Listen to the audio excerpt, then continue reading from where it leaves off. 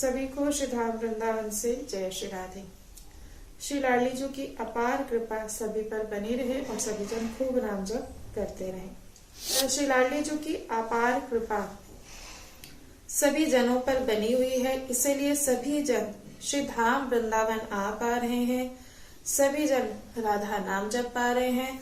और सबसे बड़ी बात कि आप सभी जनों को ये सौभाग्य प्राप्त हुआ कि आप श्री धाम वृंदावन में वृंदावन वासियों की सेवा कर पा रहे हैं। अब बोले वृंदावन वासी कौन है? वृंदावन में जो भी, चाहे वो खग, मृग, पशु, पक्षी, जीव, जितने भी जन जो वृंदावन में वास कर रहे हैं वो श्री जी के निज जन हैं और ये सभी वृंदावन वासी है। क्योंकि श्री धाम वृंदावन केवल एकमात्र श्री लाडली जी की कृपा से ही प्राप्त होता है। और सबसे बड़ी बात कि ये कृपा भी सब पर नहीं होती। कुछ जन कहेंगे कि बहुत से जन हैं जो वृंदावन आते हैं, लाखों जन हैं जो वृंदावन आते हैं। अगर समस्त सृष्टि की बात की जाए तो बोले उसमें से कितने जन वृंदावन आ पा रहे हैं? बहुत कम जन जो है वृंदावन आ पा रहे हैं।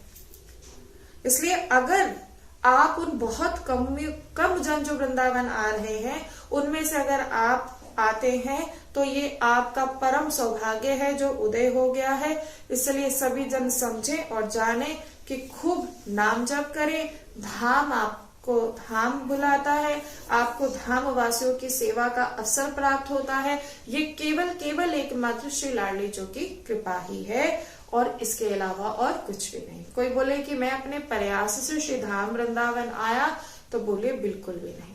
देखो वो भाग्य आप लोगों के कि जैसे आपको एक उदाहरण के तौर पर समझाते हैं कि अगर एक कहते माँ से बात करनी हो ना, तो बोले उसकी संतान को अगर आप प्रेम करेंगे तो आप उसकी माँ से आसानी से बात कर सकते हैं ना। बोले माँ को जीतने का जो तरीका है वो केवल एकमात्र क्या है कि माँ की जो संतान है उससे आप दुलार करें, उससे आप प्रेम से बात करें तो माँ अपने आप ही प्रसन्न हो जाती है। ऐसा ही होता है ना। तो ठीक है, ऐसे ये वृंदावन जो वासी है ये श्री जी के निज जन हैं। अब बोले हमें भी श्री जी का दुलार चाहिए तो आप वृंदावन वासियों से दुलार करना शुरू कर दीजिए। आपको वृंदावन में जो सेवा का अवसर प्राप्त हो आप करना शुरू कर दीजिए। आप ब्रिजवासियों से प्रेम करना शुरू कर दीजिए। बोले फिर देखिए कि आपको निश्चित है कि आप सभी को धामवास मिलेगा ही मिलेगा।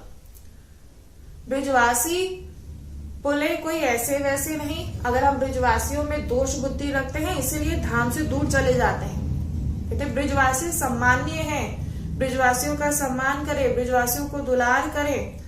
अब कुछ जन कहते हैं कि बदले में तो वो हमें दूध काटते हैं या ऐसा होता है वैसा होता है। ये लीला है।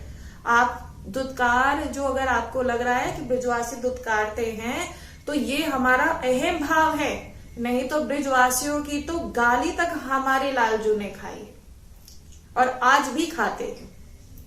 और देखो है ना, अगर जो जन ब्रिजवासियों में ऐसा दोष बुद्धि रखते हैं, दर्शन आप लोग करते हैं, आप लोग वहां होते हैं है ना।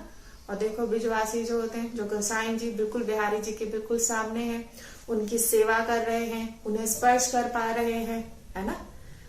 तो इसीलिए सभी से, क्योंकि प्राय देखा जा रहा है कि ब्रिजवासियों से कहीं ना कहीं बहुत से जो जन हैं जो बाहर से आते हैं कि ब्रिजवासियों के प्रति जो है दोष बुद्धि रखते हैं और ये बिल्कुल ही गलत है। ऐसा बिल्कुल भी नहीं होना चाहिए। वृंदावन में आप आ रहे हैं, आपको सेवा का अवसर प्राप्त हुआ।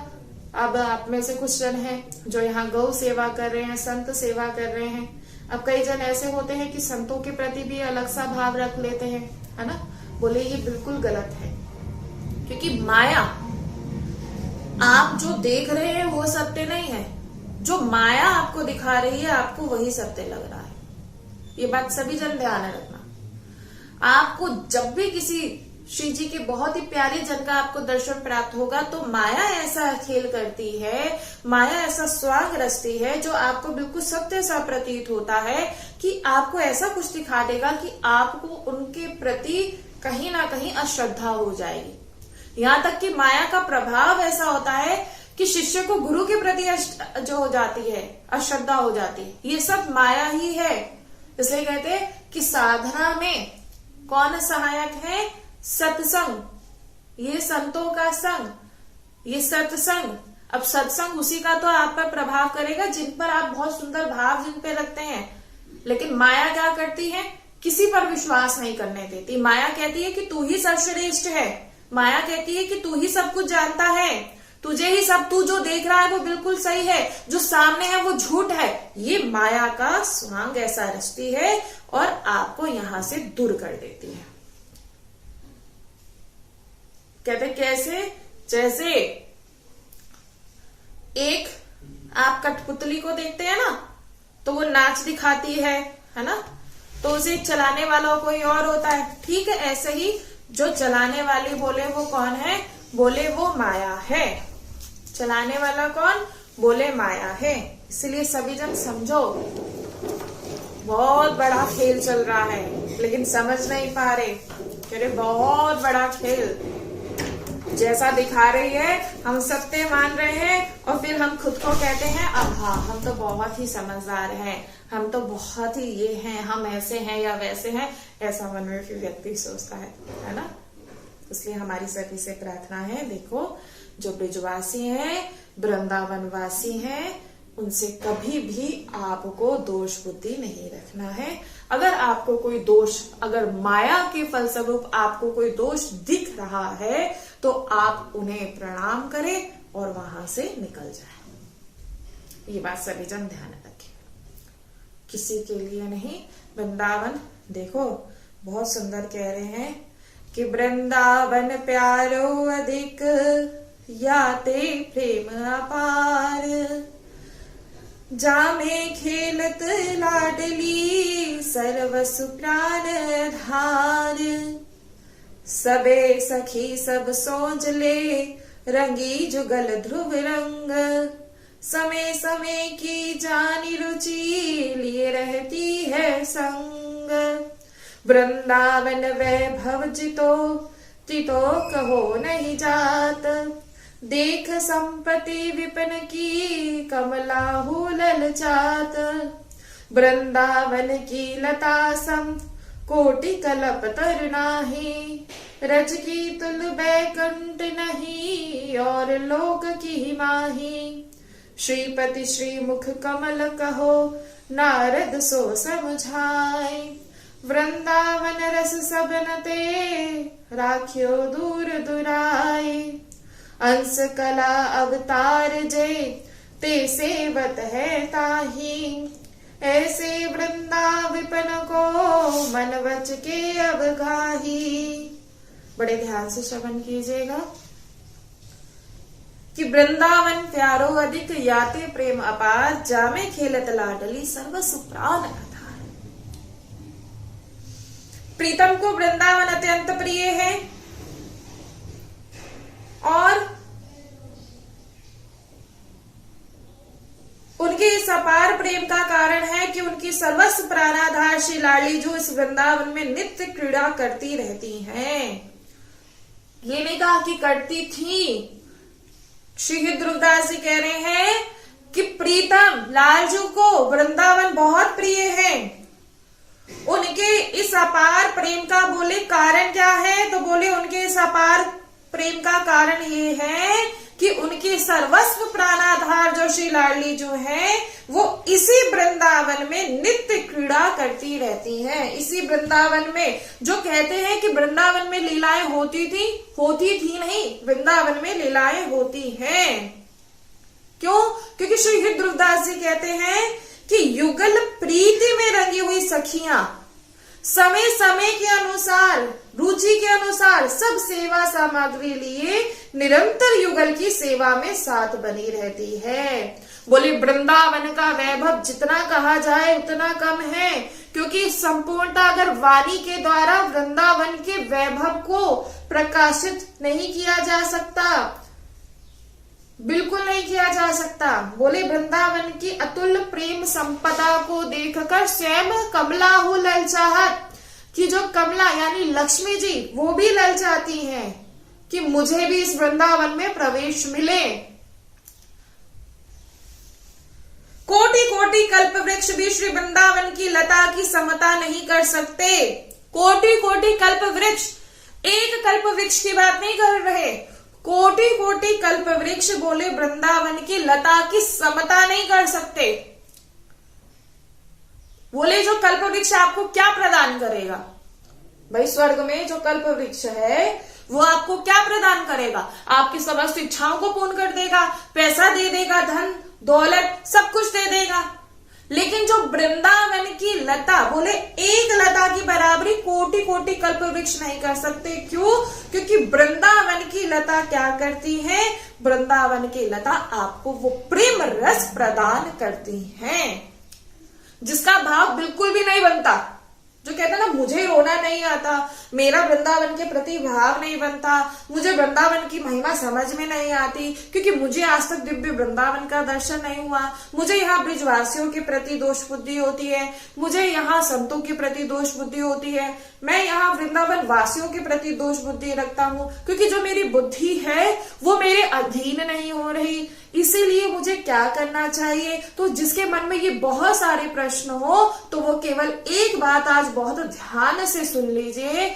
आपको वृंदावन आकर जो वृंदावन की लताएं हैं उनके समीप बैठकर आपको राधा राधा राधा राधा कहकर नाम का गुणगान करना है। बोले क्या होगा? थोड़ी देर राधा राधा जपोगे, पूरा षड्यंत्र जो माया के द्वारा रचा जा रहा है, पहले तो मन हटाती है माया, मन नहीं लगने देगा। आपको बता रहे क्या होगा ये भी बताया जा रहा है, इसलिए घबराना नहीं। जब लताओं के पास आप बैठेंगे ना और राधा राधा राधा श्री जी को आप पुकारेंगे तो सबसे पहले क्या होगा आपको ये भी बता रहे हैं। सबसे पहले क्या होगा? बोले सबसे पहले माया आकर आपको ऐसा घेरेगी, गंदे गंदे विचार मन में आएंगे, बुरी बुरी बातें मन में, किसी के द्वारा कहे हुए वचन मन में, या कुछ भी ऐसा आपको दिखेगा। लेकिन आपको घबराना नहीं, आपको और जोर से राधा राधा राधा राधा राधा राधा राधा राधा राधा राधा आपको गुणगान करना। आप गाते रहिए, गाते रहिए। अब बोलिए फिर क्या होगा?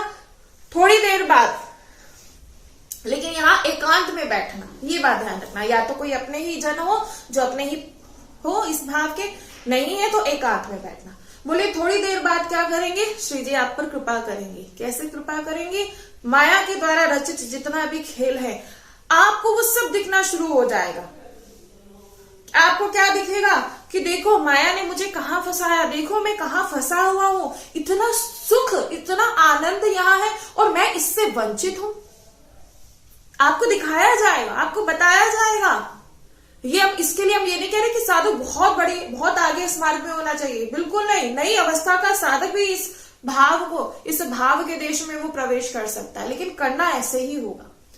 अब थोड़ी देर बाद जब और समय निकल जाएगा आपको समझ में आएगा कि ये माया ऐसा मुझे फंसा कर रख रही है, मैं जिन्हें अपना मान रहा हूं वो कोई मेरा अपना नहीं, मैं जो प्रेम रस यहां मुझे प्राप्त होना चाहिए था, जो मुझे हो सकता था, मैं आज तक उससे वंचित था। इस प्रकार और फिर नहीं रुकना, फिर आप राधा राधा राधा राधा राधा राधा राधा राधा राधा राधा राधा आप कहते रहिए। फिर थोड़ी देर बाद जो भीतर की जैसी जो भी मलिनता है वो अश्रुओं के द्वारा आप रोएंगे, आप रोएंगे कि मैं इस काबिल कब होऊंगा, मुझे कब, मुझ पर ऐसी कब कृपा होगी। और हालांकि उस समय आप पे कृपा हो गई है लेकिन आप रोएंगे, है ना। साधक पर कृपा हो रखी होती है लेकिन साधक रोता है, मुझ पर कब कृपा होगी कि मैं आपका दर्शन प्राप्त कर पाऊंगा, मुझ पर कब कृपा होगी कि मैं इस वृंदावन की पवित्र धरा पे मुझे वास मिलेगा, मुझ पर कब कृपा होगी कि जब मुझे आपके निज धाम में जब वास मिल जाएगा और मैं भी आपका निज जन कहलाऊंगा, तब धीरे धीरे धीरे धीरे बोले आपका मन उसी क्षण उसी समय। और फिर वो ऐसा दर्शन जो प्राप्त होता है ना, बोले आपके पास कोई शब्द ही नहीं होते। हाँ, लेकिन यहाँ शर्त एक शर्त यहाँ होती है कि जो भी दर्शन हो उसे छुपा लेना। और बोले दर्शन तो नहीं हुआ, जो अश्रु प्रवाहित हो रहे हैं ना तो आपका दर्शन ही है। ये बात सभी जन ध्यान रखना। बोले प्रकट में कैसे, एक बात सभी जन ध्यान रखो किसी ना किसी रूप में ये आके आपको दर्शन देते हैं, किसी ना किसी रूप में आके, किसी ना किसी रूप में आके। ये बाबा मदन टेप पे बाबा थे, अब नहीं है वो बाबा, तो वो बताते थे। हमें लगता है कि हमें दर्शन नहीं हो रहे, लेकिन वो किसी ना किसी रूप में तुम्हारे इर्द गिर्द ही होते, तुम्हारे आसपास होते हैं। लेकिन बस ये होता है कि जिसका नाम जब ज्यादा होता है उसे अंदर से, है ना, एक बोलते हैं ना करंट सा लगना, वो समझ जाता है कि कुछ तो है। जब भी आप किसी लीला स्थली पर आप दर्शन करने जाओ, जैसे सेवा कुंज है, आप सेवा कुंज जाओ, देखो सेवा कुंज में जहां वो कुंड बना हुआ है, आप जब सेवा कुंज में जैसे ही आप प्रवेश होते हो, भीतर से एक अजीब सा, मतलब मन अजीब सी तरंगे उठनी शुरू हो जाती है। समझ में नहीं आता कि ये हो क्या रहा है, समझ में नहीं आता था। आप बिल्कुल स्पीचलेस जिसे कहते हैं, कोई शब्द आपके पास नहीं होगा। सेवा कुंज में आ जाए, बिल्कुल भी, बहुत कम जन पहुंच पाते हैं सेवा कुंज, बहुत कम जन। नहीं हो तो जाकर देखना आप, मतलब ऐसे कि कुछ तो है, कुछ तो है। और जब लीला स्थलियों में ऐसा हो तो समझ जाओ कि इस समय साक्षात तुम पर बड़ी कृपा हो रही है। और वो वृंदावन के, एक बात सभी जन ध्यान रखो, बोले वृंदावन के हर एक कण में है। बोल आगे कह रहे हैं कि वृंदावन के रज कण के तुल्य बैकुंठ भी नहीं है। तब आप अन्य लोगों की चर्चा क्या करोगे, क्या स्वर्ग, क्या वो, कुछ नहीं। बोले जो वृंदावन की कण है ना, वृंदावन का कण, उस कहते उसके समान, उस एक कण के समान बैकुंठ भी नहीं। अब आप बोलो और लोगों की तो कहते बात ही जाने दो, बैकुंठ भी नहीं। लक्ष्मीपति भगवान नारायण ने अपने श्रीमुख कमल से नारद के प्रति कहा है कि मैंने वृंदावन के रस को सबसे छिपा कर रखा है, मैंने वृंदावन के रस को गोपनीय रखा है, गोपनीय रखा है। हर किसी को वृंदावन का रस प्राप्त नहीं होता। आ जाओगे, लेकिन वृंदावन में आकर जैसा बताया जा रहा है वैसे करोगे तो वृंदावन का रस प्राप्त होगा। फिर वृंदावन से बाहर जाने का नाम नहीं लोगे। प्राण निकल जाए पर मैं धाम से बाहर नहीं। सब कुछ खो जाए, सब कुछ छीन जाए, लेकिन मैं धाम से बाहर नहीं जाऊंगा, मैं बाहर नहीं जाऊंगा। बड़ी कृपा है। आगे कह रहे हैं भगवान शिव, ब्रह्मा और उद्धव के मन में भी निरंतर ये आशा लगी रहती है कि हम सब लता विरुद्ध होकर श्री वृंदावन की रज को सदैव शिरोधार्य करें। चतुर्मुख ब्रह्मा ने वृंदावन की विलक्षणता का किंचित अनुभव किया। और सबसे बड़ी बात कोई कहते हैं ना, यहाँ कहा जा रहा है कि ब्रह्मा ने अपने सहित वृंदावन में सर्वत्र ही सबको चतुर्भुज रूप में देखा। तब वो अपनी प्रभुता महत्ता को भी भूल गए और जो उनका अहंकार था वो नष्ट हो गया। कोई कहे कि वृंदावन ब्रह्मा जी ने, नहीं, ब्रह्मा जी आते कहते उनका भी सर चकरा जाता है कि रचना किसने करी, है ना। ब्रह्मा जी की द्वारा रचना नहीं किया हुआ वृंदावन, ब्रह्मा जी के द्वारा नहीं है कि आपको कि ब्रह्मा जी ने रचना करी है ना, नहीं। हम तो पूरा वृंदावन घूम लिए, हमने सब जगह दर्शन कर लिए। हर एक क्षण जो वृंदावन है वो अपना स्वरूप बदलता है, हर क्षण। मैं पूरा वृंदावन देख चुका हूँ, पूरा वृंदावन मैंने देख लिया, हमने तो सभी जगह के दर्शन कर लिए। हर क्षण वृंदावन जो है अपना स्वरूप बदलता है। नहीं हो तो चले जाओ आप बिहारी जी, चलो आप बिहारी जी जाते हो दर्शन करने के लिए, देखो आप हर क्षण अपना रूप बदलते रहते हैं। नहीं तो देखो, है ना, कभी कौन सा रूप धारण कर लेते हैं राधा वल्लभ लाल जी, है ना। हर क्षण देखो कभी कौन सा रूप धारण कर लेते हैं, कभी कौन सा। तो इसलिए कभी नहीं कह सकते कि मैंने पूरा वृंदावन का दर्शन कर लिया। कोई भी नहीं कर सकता, बोले कोई भी नहीं कर सकता। अब ये जो बात है, ये ही जो मतलब गुरुदेव के मुख से सुनकर, इसी जो अब आप सुनने जा रहे हैं, गुरुदेव ने सत्संग ये 2015 से लेके 2017 तक का जो सत्संग था बहुत ही गजब, क्योंकि उस समय वृंदावन धाम की महिमा को इतना सुंदर प्रकाशित किया गया था कि कोई भी वृंदावन से बाहर नहीं, जिसने श्रवण कर लिया वो वृंदावन, मतलब वृंदावन तो उसके हर रोम में समा गया था, मतलब उसके प्राण वृंदावन हो गए थे। कि वृंदावन के बसत ही अंतर जो करे आनी, तिही सम शत्रु ना और कहू मन वच के यह जानी। कि वृंदावन के वास को जिनके नहीं हुलास, माता पितृ सुता द्वितीय तज ध्रुव तिन को पास।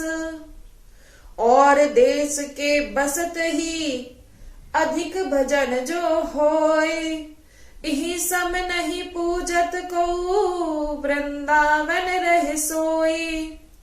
वृंदावन में जो कबहू भजन कछु नहीं होय, रज तोड़ी लागे तनही पीवे जमुना तोय। वृंदा विपिन प्रभाव सुनी अपनो ही गुण देत, जैसे बालक मलिन को मात गोद भर लेत। वृंदावन वास करने में भी कह रहे कि वृंदावन के बसत ही अंतर जो करे आनी, कि वृंदावन वास करने में जो भी कोई व्यवधान डालने वाला हो उसके जैसा शत्रु कोई भी नहीं, कोई भी नहीं। बोले उपासक को ऐसा निश्चय कर लेना चाहिए। श्री दूरदास जी कहते हैं कि श्री वृंदावन वास के लिए जिनके मन में उत्साह नहीं है, चाहे वो माता हो, चाहे वो पिता हो, पुत्र हो, पत्नी हो, कोई भी क्यों ना हो, अगर उनके मन में श्री वृंदावन वास के लिए उत्साह नहीं है तो बोले उनका सामीप्य त्याग देना चाहिए। ये मुझे वृंदावन से दूर रखते हैं। बहुत बड़ी विडंबना है कि बच्चा अगर वृंदावन वास करने के लिए बोल दे, बच्चा अगर इस भजन मार्ग पे चलने के लिए बोल दे तो माता पिता घबरा जाते हैं, वृंदावन जाने के लिए रोकते हैं। क्यों वृंदावन जाएंगे, सत्संग सुनेंगे, कहीं बाबा जी ना बन जाए। बाबा जी बन जाएंगे तो गृहस्थ आश्रम में नहीं जाएंगे। हमारा जो माता पिता अगर पुत्र होता है तो पुत्र के प्रति बड़ा रहता है कि हमारा पुत्र अगर बाबा जी बन जाए तो वंश कैसे चलेगा।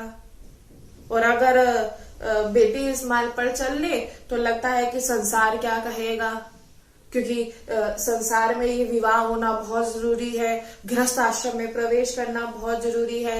बच्चा चाहे कितना भी बिगड़ जाए हमसे वो बर्दाश्त हो जाएगा, लेकिन बच्चा अगर बाबा जी बनने के लिए कहेंगे तो वो हमसे बर्दाश्त नहीं होगा। दूसरों के बच्चों को देखते हैं बाबा जी बने हुए देखते हैं तो बड़े प्रसन्नता होती है, लेकिन वही जब अपना शरीर का बच्चा बोले कि मुझे बाबा जी बनना है तो बड़ा मन घबरा जाता है कि बेटा तू कुछ भी कर ले लेकिन तू बाबा जी मत बनियो। पता नहीं ऐसा क्यों, समझ ही नहीं आता। अहो भाग्य होते हैं जिस घर की संतान इस विरक्त मार्ग पर चलती है, अहो भाग्य होते हैं।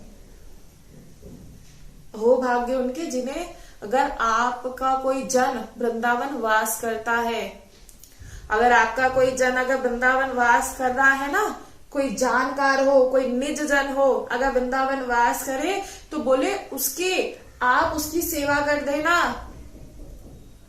उसको वास में कोई विघ्न ना आए। पहली बात तो श्री जी आने नहीं देती, लेकिन अगर आपको निमित्त आप बन जाओ उसके वास के लिए, है ना, तो निमित्त बन जाना, क्योंकि जितना वो भजन करेगा उसे फल प्राप्त होगा उतना ही आपको होगा। ये बात बिल्कुल सत्य है। हम तो अन्य देशों में रह रहे हैं, ठीक है, कर लेते हैं भजन। अब ये भी बात सुन लीजिए, अन्य देशों के निवास में भले ही आपका भजन अधिक होता होगा, किंतु वह भजन वृंदावन में सोते रहने के बराबर भी नहीं है। सुन लो। राधा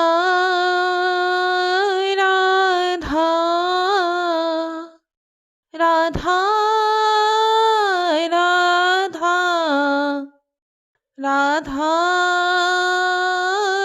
राधा राधा